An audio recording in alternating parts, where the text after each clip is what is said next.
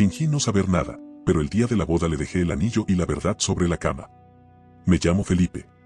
Y si alguien me hubiera preguntado hace un año si creía en el amor incondicional, habría respondido que sí, sin pensarlo. Porque yo lo vivía, lo sentía, lo alimentaba todos los días con quien entonces era mi prometida, Camila. Nuestra historia parecía fuerte. 3 años juntos, más de uno viviendo en un apartamento pequeño que alquilamos con esfuerzo, repartiéndonos los pagos, turnándonos para cocinar, limpiando los fines de semana como si ya estuviéramos casados. Hablábamos de hijos, de adoptar un perro, de ir a Grecia en nuestra luna de miel. Todo parecía formar parte de un futuro que ya dábamos por hecho. Nos peleábamos de vez en cuando, claro, como cualquier pareja, pero nunca imaginé que debajo de esa cotidianidad hubiera algo más oscuro creciendo. La propuesta fue simple, como me gusta a mí. No me van los grandes gestos, ni las demostraciones exageradas. Aproveché un viaje que hicimos a una cabaña en las montañas y, una mañana mientras desayunábamos en la terraza, se lo pedí. Ella lloró. Dijo que sí entre lágrimas, me abrazó tan fuerte que parecía que no quería soltarme nunca. Esa imagen se me quedó grabada como algo sagrado. Me pareció un momento tan auténtico que no habría sospechado ni en 1.000.000 de años lo que vendría después.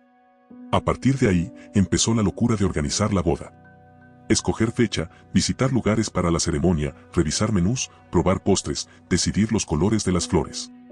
Ella se involucró en todo. Tomó el mando, y yo la seguí. Colaboraba en lo que podía, pero la verdad, yo estaba tranquilo. Pensaba que mientras ella estuviera contenta, todo iría bien. Que ese era mi rol, acompañar, sostener y confiar.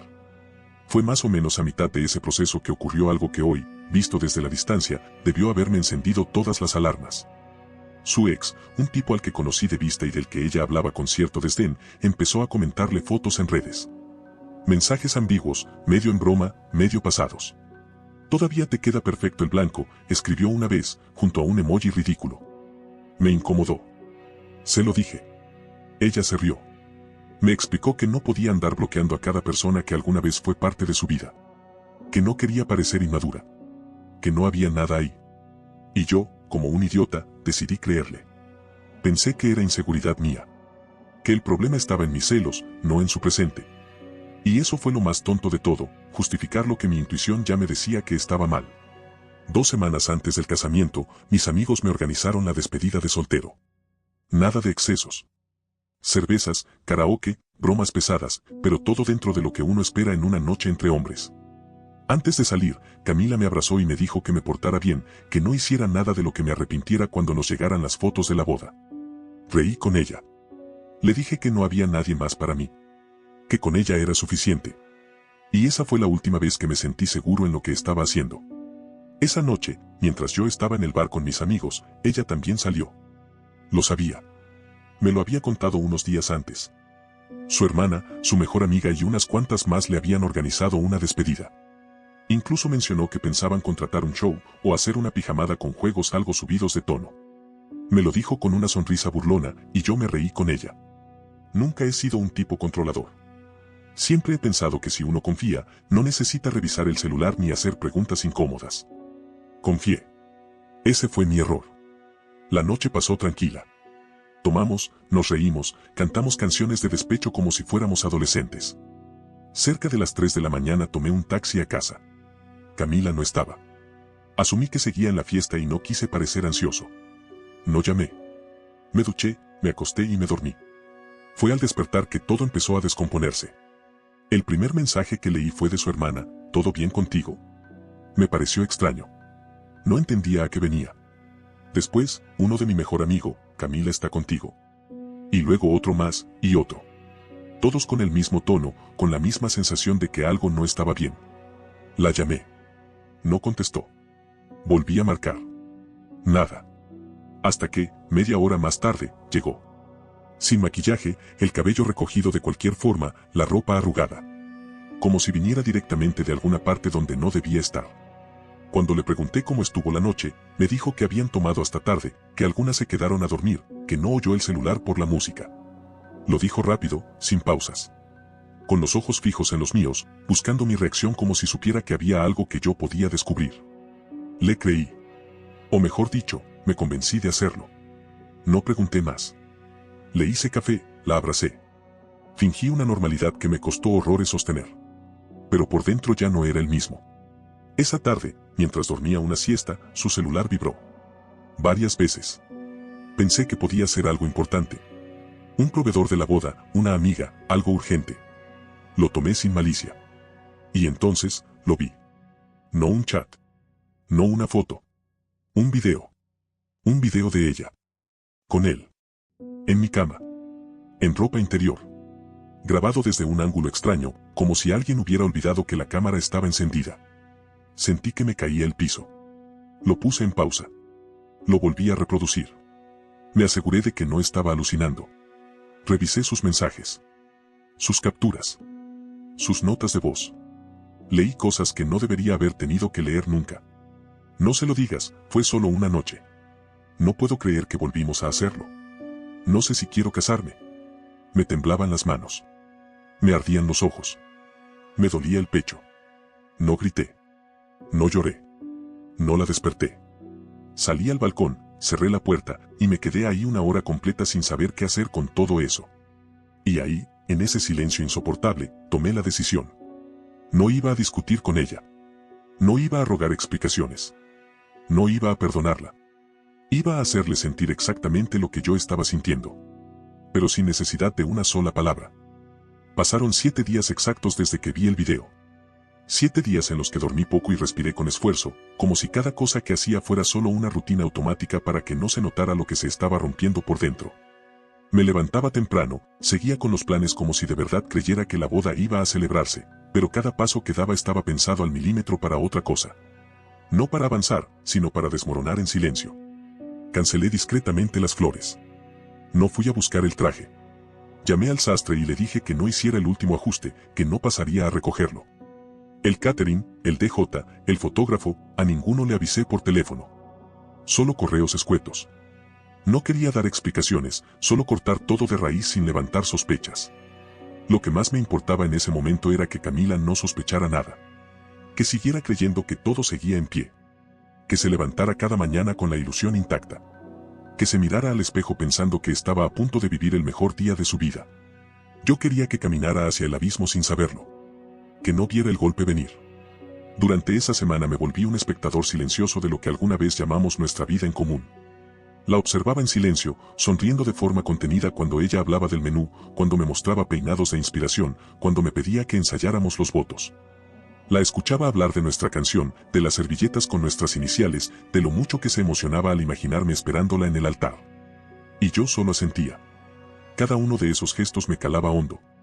No por nostalgia, sino por el contraste brutal entre su entusiasmo y la imagen que aún tenía quemada en la mente, ella con otro hombre en nuestra cama. Por momentos, parecía más cariñosa que nunca. Más atenta. Más dedicada. Como si realmente estuviera ilusionada con lo que venía. Como si el engaño hubiera sido una mancha que ya se había lavado, y ahora solo quedara continuar con la vida como si nada. Una mañana, mientras yo preparaba el desayuno, se acercó por detrás, me abrazó y me dijo al oído que no podía esperar a verme con traje, que seguro me haría llorar cuando la viera entrar. Me mordí la lengua. Literalmente. Tan fuerte que sentí el sabor metálico de la sangre. Me costaba mantener la compostura, pero no iba a flaquear. No iba a estropear lo que estaba por venir con una rabieta o una discusión anticipada. Ya tenía todo planeado. Cada detalle. 2 días antes de la boda fue el momento clave. Esa mañana, temprano, cargué las maletas en el maletero del carro. No muchas cosas. Solo lo suficiente para desaparecer una semana. No dejé nada a la vista. No quería que notara nada fuera de lugar. Ese mismo día, escribí una carta. No era una carta sentimental, ni una confesión dolida. Era una explicación seca. Un texto directo, sin adornos. Le decía que lo sabía todo. Que no necesitaba que mintiera. Que vi el video, leí los mensajes, y que me parecía absurdo que todavía tuviera el descaro de hablar de fidelidad mientras llevaba en el cuerpo las huellas de otro. Le dejaba claro que la boda no se celebraría. Que todo estaba cancelado. Que ya había notificado a los proveedores. Que no intentara contactarme. No iba a responderle. No quería volver a escuchar su voz ni leer una excusa más. Puse la carta en un sobre blanco y lo dejé encima de la cama, junto con el anillo de compromiso. También imprimí 2 copias del correo que envié al salón de eventos notificando la cancelación de la ceremonia. Una para ella. Otra para sus padres. Por si se le ocurría inventar que todo fue una confusión. No iba a dejar cabos sueltos. No le iba a dar margen para que tergiversara la verdad. Esa noche dormí, o al menos lo intenté, en el sofá. Puse los audífonos, escuché música suave para evitar pensar demasiado. Repasé mentalmente todo lo que iba a ocurrir al día siguiente. La imaginé despertando temprano, preparándose para ir al salón, tomándose fotos en bata, sonriendo en el espejo mientras se sentía protagonista. Visualicé a sus amigas enviándole mensajes de ánimo, a su madre nerviosa alistando los últimos detalles. Y luego, el momento. El sobre. El anillo. El silencio. Quería que supiera que no era un accidente. Que no era que me rajé a último minuto. Que era una decisión pensada, firme, definitiva. Que la traición tiene consecuencias. Y que el abandono también puede ser silencioso, pero demoledor. A las 5 de la mañana, cuando la ciudad aún estaba medio dormida, arranqué el carro y me fui. No puse música. No activé el GPS. No miré el celular. Solo conduje, como si necesitara poner la mayor distancia posible entre mi presente y lo que hasta el día anterior había llamado mi vida. Después de varias horas, me detuve en un hotel modesto, apartado, de esos que nadie recomienda pero que sirven para esconderse. Pagué una semana en efectivo. Me encerré en la habitación. Apagué el teléfono. No lloré. No grité. No rompí nada. Solo me quedé ahí, mirando al techo, sintiendo como el nudo en la garganta bajaba lento, sin apurarse. Era un vacío raro, pero también una paz extraña. Porque sabía que había hecho lo correcto. Me había ido sin escándalo, sin pedirle que me explicara lo que era evidente. Me fui dejando que ella enfrentara su reflejo sin mí. Supe por algunos amigos, los pocos que aún no había bloqueado, que el caos estalló unas horas después. Algunos invitados llegaron a la iglesia y se la encontraron vacía. El decorador llamó a su madre preguntando si habían cambiado de lugar. Nadie entendía nada. Ella, según me contaron, entró en pánico cuando vio el anillo, la carta, los correos. Llamó. Escribió. Buscó. Silencio total. Y ahí estaba el punto, que sintiera la impotencia. El abandono. La humillación. Igual que yo la sentí cuando vi ese video. Y aún no era todo. Habían pasado 2 semanas desde el día que debía haber sido mi boda, y aunque al principio mi único deseo fue desaparecer, con el tiempo entendí que no era suficiente. No bastaba con marcharme. Algo dentro de mí me decía que ella no había entendido la magnitud real de lo que había hecho. No porque esperara arrepentimiento. Eso ya no me importaba. Era más profundo. Era la necesidad de que enfrentara la verdad, completa y sin adornos. Porque lo que estaba haciendo, lo supe pronto, era victimizarse. Uno de mis amigos, de esos que todavía hablaban con ambos, me envió una captura de pantalla. Era una historia en sus redes privadas. Camila, sentada en la cama, con los ojos tristes, el maquillaje corrido, la cama desordenada detrás. En la imagen había un texto superpuesto que decía: no entiendo cómo alguien puede dejarte plantada sin decir una palabra, sin explicaciones, sin humanidad. Y claro, de fondo, una canción melancólica. De esas que usan quienes quieren ser mártires de su propio drama. No sentí pena. Sentí rabia. Una rabia callada, casi quirúrgica. Porque no solo había destruido lo que teníamos. Ahora, encima, tenía la osadía de fingir que era la víctima de una historia que ella misma dinamitó desde adentro. Eso fue lo que más me hirió. No la traición. No la cama compartida con otro. Sino su cobardía para asumir las consecuencias. Lo peor es que esa historia funcionaba. Muchas personas empezaron a escribirle mensajes de apoyo. A mí me llegaban indirectas, comentarios ambiguos de conocidos que todavía no sabían la verdad. Gente que me preguntaba qué pasó, con esa mirada de juicio que se reserva para quien abandona una boda. Y en ese momento tomé una decisión. Ya no era por venganza. Era por justicia. Por dignidad. Por recuperar mi nombre, que ella había ensuciado sin pestañear. La oportunidad apareció sola. Recibí por error una invitación al cumpleaños de su hermana menor. No fue un gesto intencional, sino parte de un envío masivo desde un grupo de contactos que no habían sido actualizados. Pero ahí estaba. Y supe de inmediato que era la ocasión perfecta. Sabía que Camila estaría allí. Que su familia también. Y que no había mejor momento para que vieran lo que yo había visto. Volví a revisar su teléfono. Aquel que, durante años, ella había dejado sin claves ni restricciones, segura de que yo jamás sería capaz de invadir su privacidad. Dentro de él todavía había más de lo que recordaba. No solo el video. También mensajes, capturas, selfies, audios. Elegí con cuidado los archivos. Los justos. Ni uno más. Los organicé, edité un video de menos de 2 minutos. Sin texto. Sin música. Sin comentarios. Solo imágenes. Ella. Su ex. Nuestra cama. Tomé un USB negro, pequeño.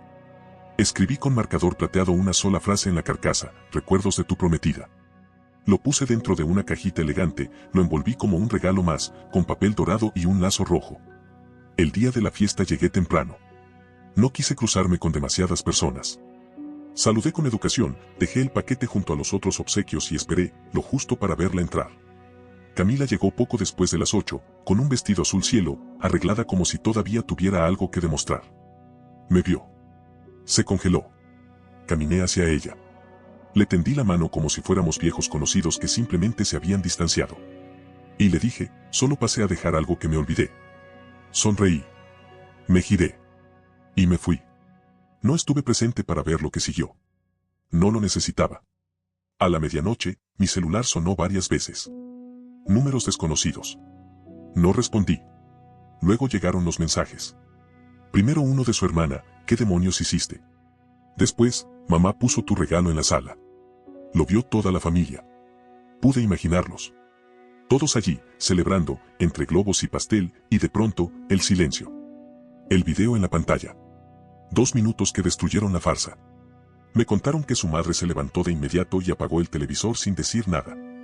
Que su padre se encerró en el baño durante casi media hora. Que Camila se fue a la cocina, temblando, llorando, repitiendo que todo estaba fuera de contexto. Pero nadie le creyó. Porque todos sabían que la boda había sido cancelada sin aviso. Y de pronto, tenían una explicación. Clara. Imposible de refutar. No respondí los mensajes esa noche. No lo necesitaba. La verdad ya estaba haciendo lo suyo. Y lo mejor era que no tuve que decir ni una palabra. Al día siguiente, varios de esos conocidos que me habían dejado de hablar empezaron a escribirme. Unos pedían disculpas.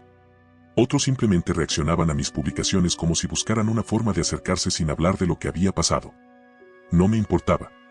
No los necesitaba. No era por ellos. Era por mí. Porque ahora, ella sabía que no podía seguir escondiéndose detrás de una historia incompleta. Ahora sabía que no iba a salir impune. Y eso, apenas era el comienzo. Un mes después del cumpleaños de su hermana, lo que había comenzado como una demostración silenciosa empezó a salirse de control. Lo que yo pensaba que sería una verdad dura pero limitada al círculo familiar, tomó una dirección que ni siquiera yo anticipé. Al parecer, el USB no solo lo vio su madre. Su hermana, esa misma que me escribió furiosa la noche de la fiesta, decidió compartirlo. Primero con su novio. Luego con un par de amigos. Y como suele pasar en estos tiempos, el archivo acabó en manos de alguien que no supo, o no quiso, detenerse. Una mañana, recibí un mensaje de un contacto que no hablaba conmigo desde hacía meses. Solo decía: hermano, ¿ya viste esto? Acompañado de un enlace. Lo abrí sin saber qué esperar. Era una publicación anónima en una cuenta de contenido viral. El video. El mismo. Editado tal cual lo dejé. Casi 2 minutos exactos, sin filtros ni comentarios. Pero ahora, fuera de contexto, girando en el limbo de internet, sin freno. En ese punto, ya no se trataba de mí. Ni siquiera de ella. Era otra cosa. Se había convertido en material de opinión pública, encarnada para gente que ni siquiera sabía nuestros nombres. Algunos lo veían como un escándalo cualquiera. Otros como un ejemplo de justicia poética. Pero quienes sí sabían de quién se trataba, no tenían ninguna duda. Porque aunque el rostro de Camila no aparecía del todo, su voz, la habitación, los tatuajes de él, los detalles del lugar, todo la delataba. Lo supe porque empezaron a llegarme mensajes de conocidos. Gente del trabajo, amigos en común, incluso personas que hacía años no veía. Algunos con reacciones de sorpresa. Otros con preguntas directas. Y más tarde supe que ya había llegado a su entorno más íntimo. A sus excompañeras de universidad, a sus colegas, a su gimnasio. Pero sobre todo, a sus redes sociales. Antes de todo esto, Camila había trabajado durante años construyendo una imagen muy cuidada. Tenía una cuenta donde compartía contenido de organización de eventos, tips para bodas, frases motivacionales y una estética de vida ordenada, sana, casi perfecta. No era una influencer famosa, pero tenía miles de seguidores. Marcas pequeñas empezaban a colaborar con ella. Su nombre, en ciertos círculos, era respetado. Incluso daba charlas sobre planificación emocional para el gran día. Y de repente, el castillo se desplomó. Primero vinieron los comentarios sarcásticos. Luego los mensajes privados que alguien filtró. Después, la avalancha de burla, indignación, insultos. Intentó controlar el daño. Publicó un mensaje breve, sin hacer referencia directa al video, pero admitiendo que había cometido errores. Pidió comprensión. Habló de salud emocional. De crecimiento. De que no quería ser juzgada por una etapa difícil. Pero la gente no se tragó el discurso. Los comentarios se llenaron de críticas, de sarcasmo, de gente que directamente la llamaba hipócrita. Algunos la acusaban de usar frases de autoayuda mientras había destruido a la persona con la que iba a casarse. Otros simplemente la etiquetaban en memes crueles, sin filtro. Y como si fuera poco, comenzaron las consecuencias reales. En menos de una semana, perdió más de 20.000 seguidores. 2 marcas que estaban por cerrar colaboración con ella publicaron comunicados. Una, incluso, fue contundente: nuestros valores no están alineados con personas que promuevan la deslealtad y el engaño. Camila borró publicaciones. Cerró los comentarios. Archivó fotos. Pero ya era tarde. No voy a mentir. Ver todo eso no me hizo sonreír. No me dio una sensación de triunfo. Fue más bien un vacío raro. Un tipo de justicia que no se disfruta porque, aunque sea merecida, también duele. No por ella. Por lo que alguna vez representó. Lo único que sí sentí, de verdad, fue alivio. Un alivio profundo, como si por fin algo encajara. Como si el peso que llevaba encima desde hacía meses empezara a disolverse. Días después, recibí un correo. No de su cuenta habitual. Era una dirección nueva, improvisada. Apenas decía: sé que fuiste tú. Espero que estés satisfecho. Me equivoqué, pero esto ya es demasiado. No respondí. Ni siquiera lo abrí del todo. Lo leí en la notificación previa y lo dejé ahí, sin marcar como leído. Porque para mí, sus palabras ya no valían nada. No me interesaba su versión. Ni su dolor. Ni su forma de maquillar los hechos. Ella eligió su camino. Yo, el mío. Y la diferencia era simple: yo no tuve que mentir para vivir con mis decisiones. Lo más curioso fue lo que pasó después, con la gente. Con los que antes dudaban de mí. Empezaron a aparecer. Uno por uno. Familiares que habían asumido que yo era el culpable. Amigos que no quisieron tomar partido. Compañeros que prefirieron guardar silencio cuando desaparecí. Ahora sí querían hablar. Mandaban mensajes como: ahora todo tiene sentido, no sabíamos que había sido así, ojalá lo hubieras dicho antes. Y yo, que durante semanas cargué solo con la vergüenza de haber sido plantado, ahora los veía regresar como si nada. Pero no los necesitaba. No buscaba validación. Porque si algo entendí de todo este proceso, es que a nadie le importa la verdad hasta que se vuelve viral. 3 meses después del desastre, la tormenta pública empezó a amainar. Las burlas se volvían menos frecuentes. Los comentarios dejaban de aparecer en cada una de sus publicaciones. Pero el daño ya estaba hecho. No era solo el escándalo pasajero de una red social, era la cicatriz que le había quedado a su nombre, especialmente en el mundo profesional que había intentado construir. Antes de todo esto, Camila trabajaba como coordinadora de eventos en una agencia boutique. Una empresa elegante, especializada en bodas, lanzamientos de marca, fiestas privadas de alto perfil. Ella no era una empleada más. Tenía visibilidad, aparecía en redes como representante de la marca, escribía artículos, daba charlas en pequeños foros. Ese tipo de entorno vive de la imagen. Y su imagen ya no era vendible. El golpe final no llegó de mí. Llegó de alguien más. Un correo, enviado a la dirección corporativa de la agencia. Formal, sin insultos. Solo una consulta: si la empresa estaba al tanto de los recientes escándalos públicos en los que una de sus representantes más visibles se había visto involucrada. Adjuntaron el video. Eso fue todo. Un conocido mío, proveedor externo de esa agencia, me contó lo que pasó después. Me lo narró sin saber que yo ya lo sabía todo, como quien comparte un chisme sin malicia. El correo fue proyectado en una reunión. Se leyeron otros mensajes de clientes molestos que se habían enterado del escándalo. Algunos pidieron reembolsos. Otros directamente cancelaron sus contratos. Hasta entonces, la empresa había intentado mirar hacia otro lado. Pensaron que todo era ruido, un problema personal que no trascendería. Pero cuando vieron cómo afectaba la credibilidad de la marca, tomaron una decisión. La citaron. Le explicaron, sin rodeos, que no podían permitirse vincular su imagen a alguien cuyo comportamiento personal generaba ese tipo de reacción pública. No se trataba de moralidad. Era reputación. Marca. Negocio. Camila fue despedida. No por robar. No por faltar. Por pérdida de confianza. Que, en ese entorno, duele más que un despido por incompetencia. Porque es una forma elegante de decir, no eres digna de representar lo que decimos ser. Supe que ese mismo día borró todas sus fotos de perfil. Archivó su contenido. Cerró temporalmente sus cuentas. Me lo contaron, no porque yo la siguiera, la bloqueé desde el principio, sino porque otros lo notaron. Al poco tiempo, me enteré de que intentó ofrecer sus servicios por cuenta propia. Planificadora freelance. Desde casa. Promocionándose en foros pequeños, tratando de limpiar su nombre sin dar explicaciones. Pero en ese rubro, la reputación no es todo. Nadie le confiaría su boda a quien no pudo mantener la suya. Nadie quiere organizar su aniversario con una persona que, al buscar su nombre en internet, aparece como protagonista de una traición viral. Era como si cada nuevo intento de resurgir chocara contra una pared invisible. Una mancha que no se borraba con disculpas ni con frases sobre resiliencia. Después vino el cambio de estrategia. Empezó a dar clases de yoga. Lo supe por una historia que me mostró una amiga, un salón pequeño, sin decoración, unas cuantas alumnas, un filtro suave con un texto que decía, reinventándome desde la paz interior. No se veía feliz. No se veía en paz.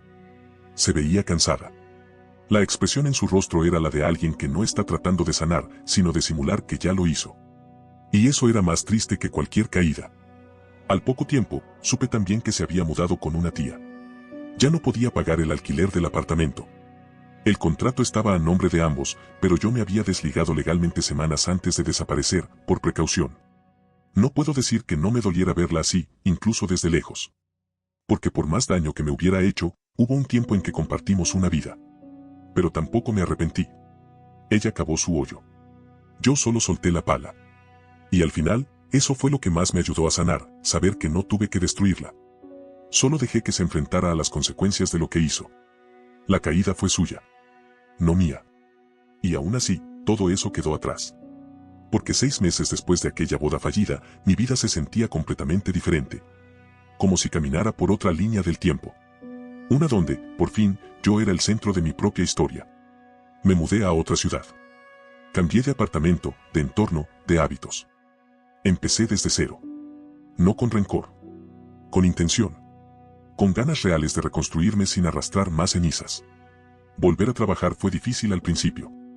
Me costaba concentrarme. A veces me encontraba a mí mismo viendo fijamente la pantalla, con la mente en otro lugar. Pero poco a poco, la rutina me fue ayudando. Mis compañeros no hicieron muchas preguntas. Algunos sabían. Otros no. Nadie insistió. Lo agradecí. Me cansé de explicar. Me cansé de justificarme. Me cansé de repetir la historia tratando de que sonara menos triste. Menos patética.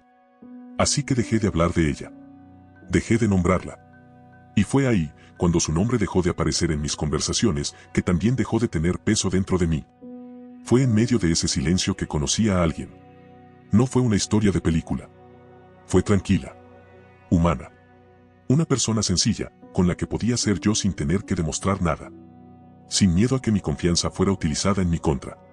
No hubo grandes declaraciones. Solo conversaciones largas, miradas honestas, respeto mutuo. No era un reemplazo. Era una historia nueva. Una que no buscaba curarme, sino acompañarme. Y un día, sin buscarlo, ocurrió lo impensable. Estaba saliendo de una cafetería, con ella, riendo por algo sin importancia, cuando la vi. Camila. Sentada en una banca, con una botella de agua en la mano y un cuaderno en las piernas. No me reconoció de inmediato, pero después nuestras miradas se cruzaron. Estaba con él. Su ex. El mismo de aquella noche. No se tomaban de la mano. No se reían. Solo hablaban. Con una seriedad que me pareció ajena. Como dos personas que comparten los restos de algo roto y tratan de armarlo aunque ya no encaje. Nos miramos por un par de segundos. No se levantó. No hizo ningún gesto. Y yo, por primera vez en todo este tiempo, no sentí nada. Ni rabia. Ni tristeza. Ni satisfacción. Solo, nada. Y esa fue la señal de que había terminado. De verdad. Que ya no me pertenecía ni su historia, ni su culpa, ni su caída. Me di la vuelta. Caminé con calma. Esa noche, mi pareja me preguntó cómo me sentía.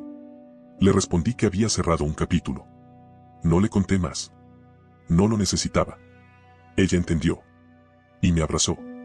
Sin preguntas. Sin condiciones. Ahí supe que estaba en el lugar correcto. No porque mi vida fuera perfecta, sino porque ya no vivía en guerra. Aprendí que no todas las batallas se ganan con gritos. Que el silencio, bien utilizado, puede ser la sentencia más clara. Y que a veces, la mejor forma de vengarte es no regresar. Porque hay personas que, por sus actos, ya no merecen verte ni de lejos. No olvides dejar tu opinión en los comentarios, dejar tu like y compartir este video.